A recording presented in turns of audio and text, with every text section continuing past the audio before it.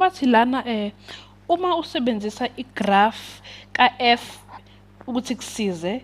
bheka lama limits asinawo abasinike wona bathi lana ke ilimit ka f of x minus f of 3 over x of 3 uma x approacha u3 nanku 3 wethu nangu f of 3 sibhala 3 na f of 3 ya ebese ke bathe lana uma x approacha u3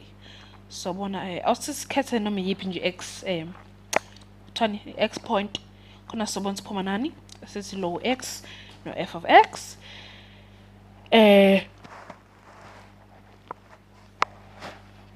sesifuna ama limits ke la so y2 minus y1 over x2 minus x1 noma change in y over change in x ngithi njengasekuqaleni so ke f of x minus f of 3 over x minus 3 yabona ukuthi basiphuma nalento efana nale abasinike yona thina bona ya nangaka ama point amabili lawa esizobe sibheka islope sawo ebese ke sithola ilimit ukuthi uba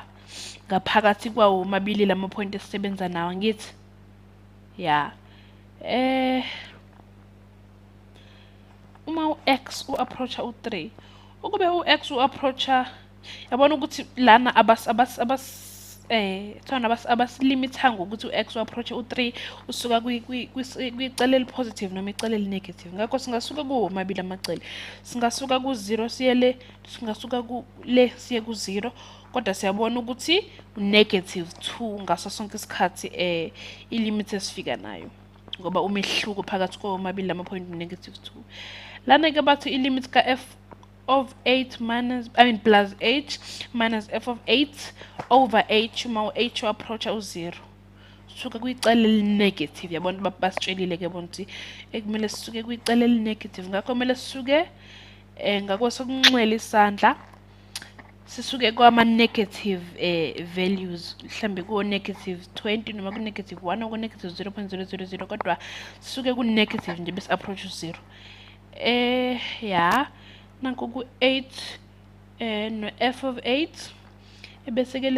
lesibili point nanti u-x u8 njalo plus h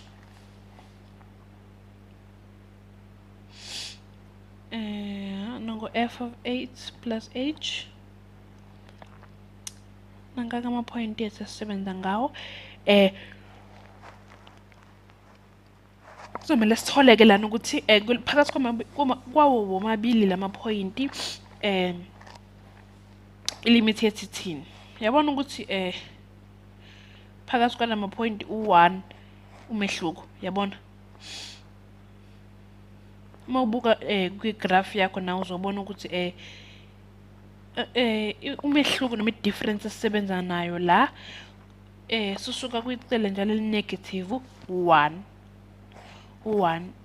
esiphume nawo yabona ukuthi kube basitshela ukuthi uma u-h u-approacha u0 suka kwicele elipositive ngabe siphume ni limits ehlukile hayi u1 lo siphume nawo